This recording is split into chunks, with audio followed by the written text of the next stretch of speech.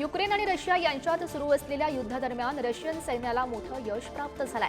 Russian सैन्यानं युक्रेनमध्ये American डिझाईनचं F-16 लढाऊ विमान पाडल्याची माहिती आहे। रशियाच्या संरक्षण मंत्रालयानं 2 दिवसांपूर्वीच यासंदर्भात घोषणा केलेली होती, मात्र रशियानं ठिकाणाचा खुलासा काही केला नव्हता। युक्रेनियन हवाई दलाचं एक F-16 विमान हवाई संरक्षण यंत्रणेनं पाडलंय अशी माहिती रशियन मंत्रालयाकडून देण्यात आली आहे। युक्रेनकडून विमान अपघातामागील कारण शोधण्यासाठी एक आंतरविभागीय आयोग स्थापन देखील करण्यात आला आहे।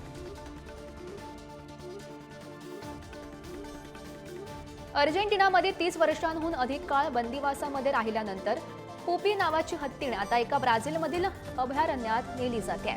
पुपीला एलिफंट सँक्च्युअरी ब्राझील या अभयारण्यात नेण्यात येत आहे। तिला एका मोठ्या लोखंडी पिंजऱ्यात ट्रकमधून वाहून नेलं जात आहे। अर्जेंटिनाची राजधानी असलेल्या इको पार्कमध्ये 30 वर्षांहून अधिक काळ बंदिवासात राहिल्यानंतर पुपीनं 2700 किलोमीटरचा हा प्रवास सुरू केलाय। तिच्या नव्या घरी पोहोचण्यासाठी तिला 3 ते 4 दिवस लागणार अशी माहिती मिळते।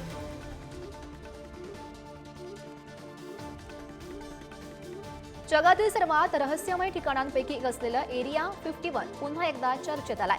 गुगल अर्थवर एरिया 51 मध्ये अचानक एक त्रिकोणी टॉवर दिसलाय। सोशल मीडियावर हा अनोखा त्रिकोणी टॉवर पाहून अनेक जण थक्क झालेत। त्यामुळे एलियनच्या उपस्थितीबाबतच्या चर्चा पुन्हा एकदा तीव्र झालेल्या आहेत। हा टॉवर अमेरिकेतील नेवाडा या ओसाड वाळवंट राज्यात आहे, जो लास वेगास पासून 130 किलोमीटर अंतरावर आहे। तर एरिया 51 हा नेवाडा येथील 2.3 दशलक्ष एकरचा एक अत्यंत वर्गीकृत अमेरिकन हवाई दलाचा तळ आहे। पाकिस्तानमध्ये इस्रायल विरोधात निदर्शनं करण्यात आलेली होती आणि या दरम्यान अमेरिकन फास्ट फूड चेन KFCच्या आउटलेटची लूटमार आणि तोडफोड देखील करण्यात आली। कट्टरपंथी इस्लामी गट तेहरीक-ए-लब्बैक पाकिस्तानच्या हल्ल्यात KFCच्या एक कर्मचाऱ्याचा मृत्यू झालाय। पोलीस घटनास्थळी पोहोचेपर्यंत दरोडेखोर पळून गेले होते। या प्रकरणात 36हून अधिक संशयितांना ताब्यात घेण्यात आलेला आहे आणि या संदर्भातला अधिकचा तपास पोलीस करतात। पाकिस्तानच्या बलुचिस्तानमध्ये पुन्हा मोठा दहशतवादी हल्ला घडला। यात पोलिसांवर हल्ला करण्यात आला असून स्फोटात 3 पोलीस अधिकारी ठार झालेले आहेत, तर 16 जण जखमी झाले आहेत। ही घटना क्वेटाच्या दक्षिणेला 40 किलोमीटर अंतरावर मास्तूम जिल्ह्यात घडली। स्फोटादरम्यान बसमध्ये 40 पोलीस अधिकारी होते। हा हल्ला IED स्फोटाद्वारे करण्यात आला। जखमी झालेल्या 16 जणांना रुग्णालयामध्ये दाखल सध्या करण्यात आलेला आहे। यात 2 जणांची प्रकृती चिंताजनक आहे। पोलीस अधिकाऱ्यांनी या हल्ल्याची चौकशी सुरू केली आहे। हल्लेखोरांची ओळख पटवण्याचे प्रयत्न सुद्धा सुरू आहेत। भारत आणि पाकिस्तानमधील अनेक शहरं सध्या तीव्र उष्णतेचा सामना करतात। 14 ते 18 एप्रिल दरम्यान पाकिस्तानमधील अनेक भागात सामान्यापेक्षा 8 अंश सेल्सिअस जास्त उष्णता जाणवू शकते असा अंदाज पाकिस्तान हवामान विभागानं दिलेला आहे। आणि या दरम्यान बलुचिस्तान प्रांतात कमाल तापमान 49 अंश सेल्सिअस पर्यंत पोहोचू शकतं। बलुचिस्तानमधील डेरा मुराद जमाली शहरात 16 तास वीज पुरवठा खंडित असतो, त्यामुळे उष्णता सहन करणं आणखी सुद्धा कठीण झालंय असं स्थानिक नागरिक सध्या सांगतात। आशिया पॅसिफिक आणि दक्षिण आशिया भाग पुन्हा एकदा भूकंपाच्या तीव्र धक्क्यांनी हादरलेले आहेत। अफगाणिस्तानमधील हिंदुकुश पर्वतरांगांमध्ये रिश्टर स्केलवर 5.9 तीव्रतेचा भूकंप झाला, तर दक्षिण फिलिपिन्समध्ये सुद्धा 5.6 तीव्रतेचा भूकंप नोंदवण्यात आलेला आहे। या भूकंपाच्या लहरींचा प्रभाव भारतातही जाणवला असून दिल्ली आणि उत्तर भारतातील काही भागांमध्ये सौम्य धक्के जाणवलेले आहेत। त्यामुळे नागरिकांमध्ये काही काळ अस्वस्थता पसरलेली होती। दरम्यान मोठ्या प्रमाणात आर्थिक नुकसान झालं असून यामध्ये कोणतीही जीवितहानी अद्यापही झाली नाहीये। डोनाल्ड ट्रम्प यांच्या सरकारनं रॉयटर्स, ब्लूमबर्ग आणि AP वृत्तसंस्थांना व्हाईट हाऊसच्या प्रेस पूलमधून वगळण्याचा मोठा निर्णय घेतला। या वृत्तसंस्थांना यापुढे प्रेस पूलमध्ये कायमचं स्थान मिळणार नाही असंही ट्रम्प सरकारकडून स्पष्ट करण्यात आलंय। प्रेस पूल हा सुमारे 10 माध्यम संस्थांचा बनलेला एक छोटा गट आहे। यामध्ये काही पत्रकार, काही छायाचित्रकार यांचा समावेश आहे। त्यामुळे व्हाईट हाऊसनं 111 वर्षांची परंपरा बदलली आहे। वफ कायद्याबाबत पाकिस्ताननं केलेले विधान भारतानं पूर्णपणे फेटाळून लावलंय. इतरांना उपदेश करण्याऐवजी पाकिस्ताननं अल्पसंख्याकांवरील अत्याचारांच्या स्वतःच्या रेकॉर्डकडे लक्ष द्यावं असं भारताकडून पाकिस्तानला ठणकावून सांगण्यात आलंय. त्याचबरोबर शेजारी देशाला भारताच्या अंतर्गत बाबींवर विधान करण्याचा कोणताही अधिकार नाही असं वक्तव्य सुद्धा परराष्ट्र मंत्रालयाचे प्रवक्ते रणधीर जयस्वाल यांनी केलं. बांगलादेशच्या अंतरिम सरकारचे प्रमुख मोहम्मद युनूस यांच्या घरावर शेख हसीना यांच्या कार्यकर्त्यांनी हल्ला केलाय. त्यामुळे बांगलादेशमधील राजकीय वातावरण पुन्हा एकदा तापलंय. या मोर्चाचं नेतृत्व अवामी लीगचे संघटक सचिव मजहर अनाम यांनी केलं. ढाकाच्या 11 संसदीय मतदारसंघातील बड्डा भट्टार आणि रामपुरा येथील असंख्य कार्यकर्ते यामध्ये सहभागी होते. हा मोर्चा युनूस यांच्या घरासमोरून जाण्याची योजना अगोदरच आखण्यात आलेली होती. त्यामुळे युनूस यांना हा एक स्पष्ट राजकीय संदेश असल्याचं विश्लेषकांचं म्हणणं आहे. अमेरिकेचे राष्ट्राध्यक्ष डोनाल्ड ट्रम्प यांनी चीनवर 245% कर लावलाय. चीननं लावलेल्या 125% करला प्रतिसाद म्हणून ट्रम्प यांनी हे टोकाचं पाऊल उचललं आणि त्यामुळे अमेरिका आणि चीनमधील टॅरिफ वॉर आणखीन तीव्र झालाय. अमेरिकेनं लादलेल्या कोणत्याही कराला प्रतिसाद देणार नाही अशी स्पष्ट भूमिका चीननं घेतलेली आहे. अमेरिकेचे शुल्क आंतरराष्ट्रीय नियमांचं उल्लंघन करतं अशी टीका चीननं केलेली होती. चीननं असेही म्हटलेले आहे की अमेरिकेनं जरी शुल्क आणखी वाढवलं तरी त्याचा काही अर्थ राहणार नाही. त्यामुळे चीन आता नेमकी कोणती नवीन भूमिका घेणार हे पाहणं महत्त्वाचं असेल. अमेरिकेसोबत सुरू असलेल्या व्यापार युद्धादरम्यान चीनकडून भारताशी जवळीक साधण्याचा प्रयत्न केला जातोय. चीननं 85,000हून अधिक भारतीय नागरिकांना व्हिसा जारी केलाय. भारतातील चीन दूतावासानं 1 जानेवारी 2025 ते 9 एप्रिल 2025 पर्यंत 85,000हून अधिक भारतीय नागरिकांना व्हिसा दिलेला आहे. भारतातील चीनचे राजदूत शू हँगकाँग यांनी जास्तीत जास्त भारतीयांनी चीनला येण्याचं आमंत्रण मिळालेलं आहे. चीननं भारतीय पर्यटकांना अनेक बाबतीत सूट दिल्याचं सध्या म्हणण्यात आलंय आणि भारतीय पर्यटकांना आकर्षित करण्यासाठी व्हिसा शुल्कातही चीननं कपात केली आहे. अमेरिकेचे राष्ट्राध्यक्ष डोनाल्ड ट्रम्प यांनी वाहन उद्योगावरील टॅरिफ निर्णय तात्पुरती स्थगित केल्याचं बघायला मिळत आहे आणि यावेळी या निर्णयातून त्यांनी काही देशांना 90 दिवसांची स्थगिती सुद्धा दिलेली आहे.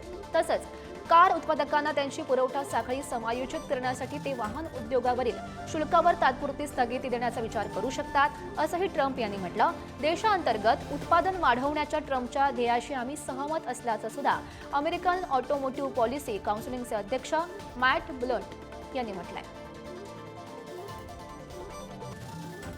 अमेरिकेचे उपाध्यक्ष जेम्स डेव्हिड व्हॅन्स 21 ते 24 एप्रिल दरम्यान भारत दौऱ्यावर येण्याची शक्यता आहे.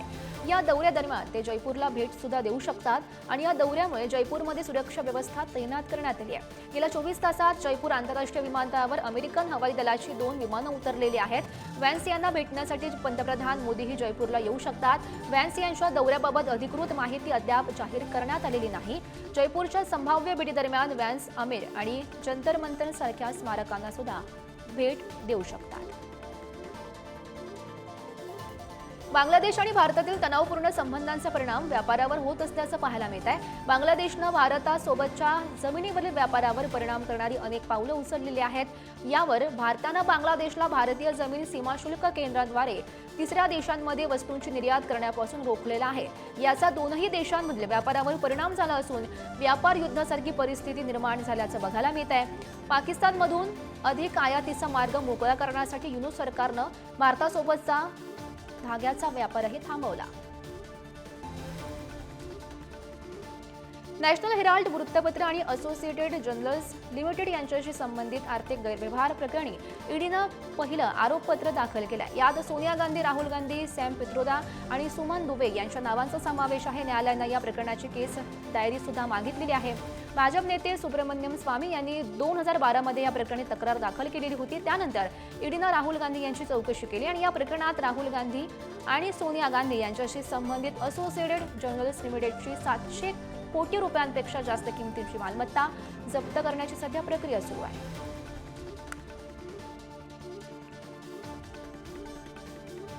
तर नॅशनल हेराल्ड प्रकरणावरून भाजपनं काँग्रेसवर आरोपांची सरबत्ती सुरू केलेली आहे. काँग्रेसला आंदोलन करण्याचा अधिकार आहे, पण जनतेच्या निधीचा गैरवापर करण्याचा नाही असं म्हणत भाजप नेते रविशंकर प्रसाद यांनी काँग्रेसवर टीका केली। तसंच सोनिया आणि राहुल गांधी यांनी यंग इंडिया लिमिटेडच्या माध्यमातून 90 कोटींचा गैरव्यवहार केला। काँग्रेसनं असोसिएटेड जर्नल्स लिमिटेडच्या मालमत्तेचा गैरफायदा घेतला आणि ती गांधी कुटुंबियांच्या ताब्यात नेली असा आरोप सुद्धा प्रसाद यांनी केलाय।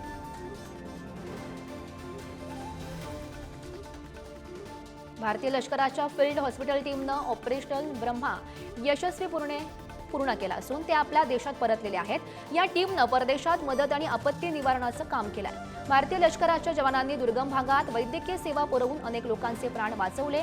त्यांच्या या कामगिरीमुळे देशाचं नाव आंतरराष्ट्रीय स्तरावर उंचावलेलं आहे। तर या टीमचे सदस्य देशामध्ये परतल्यानंतर त्यांचं जोरदार स्वागतही करण्यात आलं। छत्तीसगडच्या सीमेवरील बुरगुमच्या घनदाट जंगलात शनिवारी सकाळी सुरक्षा दल आणि नक्षलवाद्यांमध्ये जोरदार चकमक झाली आणि या चकमकीत सुरक्षा दलाला 2 नक्षलवाद्यांना कंठस्नान घालण्यात यश आलंय आणि ठार झालेल्यांपैकी एक जण नक्षल कमांडर असून सुदैवाने या ऑपरेशनमध्ये कोणत्याही जवानाला दुखापत झाली नाही। दरम्यान चकमकीच्या ठिकाणाहून मोठ्या प्रमाणात शस्त्र आणि दारूगोळा जप्त सुद्धा करण्यात आलाय। इंद्रावती नदीच्या जंगल परिसरात नक्षली लपले असून माहितीच्या आधारे सर्च ऑपरेशन सुरू आहे।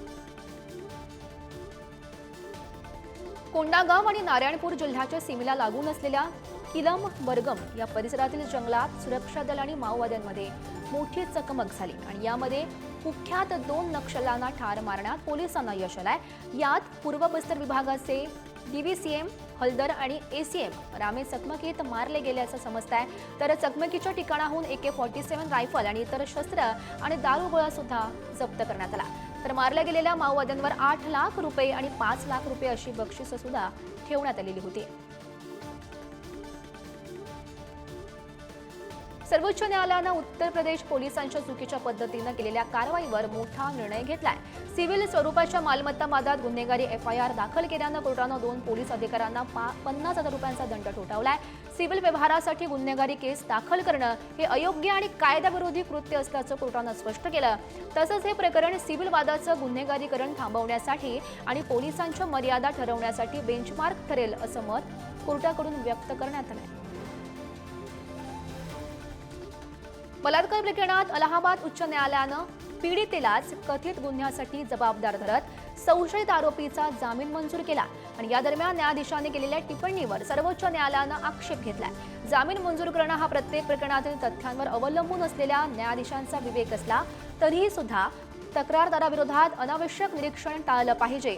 तिनं स्वतःच संकटांना आमंत्रण दिलं अशी टिप्पणी कशी काय होऊ शकते असा सवाल करत न्यायाधीशांनी बोलताना काळजी घेतली पाहिजे अशा कानपिचक्या सर्वोच्च न्यायालयानं दिल्या। तर वक्फ सुधारणा कायद्याविरोधात सर्वोच्च न्यायालयात सुनावणी सुरू होती आणि या दरम्यान न्यायालयानं केंद्र सरकारला काही सवाल उपस्थित केलेत। मुस्लिमांना हिंदू धार्मिक ट्रस्टचा भाग बनवण्याची परवानगी देणार का? जुन्या वक्फ मालमत्तांची नोंदणी कशी केली जाईल असा सवाल सरन्यायाधीश संजीव खन्ना यांनी केंद्र सरकारला केलेला आहे। न्यायमूर्ती PV संजय कुमार यांनी तिरुपती ट्रस्टमध्ये बिगर हिंदू सदस्य आहेत का अशी विचारणा सुद्धा केली। दरम्यान 100हून अधिक याचिका दाखल असलेल्या या प्रकरणाची आजची सुनावणी तहकूब करत ती उद्या म्हणजेच 17 एप्रिलला सुरू केली जाईल। दिल्लीतील महाराष्ट्र सदन येथे 30 एप्रिल ते 1 मे रोजी आंबा महोत्सवाचं आयोजन करण्यात आलंय। या महोत्सवाचं भव्य उद्घाटन पंतप्रधान नरेंद्र मोदी यांच्या हस्ते केलं जाईल। मुंबई उत्तर पश्चिम लोकसभा खासदार रवींद्र वायकर यांच्या संकल्पनेतून हा द्विदिवसीय महोत्सव आयोजित करण्यात आलाय। देवगड रत्नागिरी हापूस आंब्यासह इतर कोकणी उत्पादनांची सुद्धा चव आता दिल्लीकरांना घेता येईल आणि शेतकऱ्यांना थेट बाजारपेठ मिळावी यासाठी हा उपक्रम राबवण्यात येतोय। राजधानी दिल्लीत दिवसेंदिवस प्रदूषणाचा प्रश्न अत्यंत गंभीर होत चाललाय। याबाबत केंद्रीय मंत्री नितीन गडकरी यांनी सोमवारी सांगितलंय की दिल्लीत 3 दिवस राहिल्यानं काही संसर्ग होऊ शकतात। राजधानीतील खराब होत चाललेली हवा नागरिकांचं सरासरी आयुष्य 10 वर्षांनी कमी करत आहे। दिल्ली आणि मुंबईतील वाढत्या प्रदूषणामुळे दोनही शहरं रेड झोनमध्ये आलेली आहेत। प्रदूषण कमी करण्यासाठी रस्ते पायाभूत सुविधांचा विकास एक महत्त्वाचा उपाय असल्याचं सुद्धा त्यांनी म्हटलं। अमेरिकेमध्ये वास्तव्यास असलेल्या एका मराठी कुटुंबियानं आशिया खंडातील हिमालय पर्वत रांगांमध्ये असलेलं सर्वात उंच शिखर माउंट एव्हरेस्ट सर केलाय। प्रज्ञा आणि समीर शेठ या दाम्पत्यानं आपल्या 6 वर्षाच्या रुद्रांश या मुलाला सोबत घेऊन 5364 मीटर उंचीवरील एव्हरेस्ट बेस कॅम्प सर करण्याचा पराक्रम केला. त्याने एव्हरेस्ट बेस कॅम्प पर्यंत मजल मारल्यानंतर हातात तिरंगा आणि जय महाराष्ट्र लिहिलेला भगवा ध्वज घेऊन फोटो सुद्धा काढला. दिल्लीमध्ये काँग्रेस कार्यकर्त्यांनी पक्षाच्या कार्यालयाबाहेर आंदोलनं केली होती आणि हे आंदोलन केंद्र सरकार आणि केंद्रीय तपास यंत्रणांविरोधात करण्यात आल्याचं समजत आहे.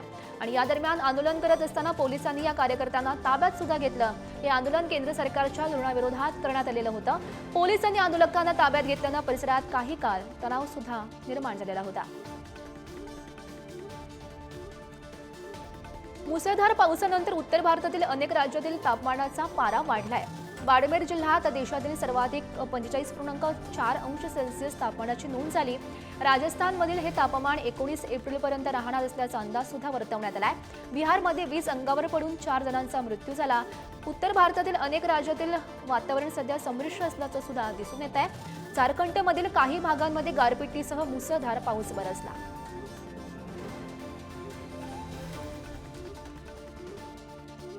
ऐन लग्नसराईमध्ये सोन्याच्या दरात मोठी वाढ झाली आहे. देशभरात सोनं आणि चांदीच्या किमतीत सतत चढउतार पाहायला मिळत आहे. सध्या भारतात सोन्याचा भाव 96,450 पर्यंत गेलेला आहे आणि वाढत्या मागणीमुळे चांदीचा दर तब्बल 2500 रुपयांनी वाढून 97,500 रुपये प्रति किलोवर येऊन पोहोचलाय. सोमवारच्या तुलनेत हा दर 2.63% वाढलाय.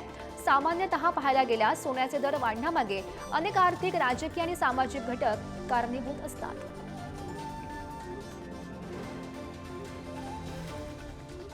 Thank you.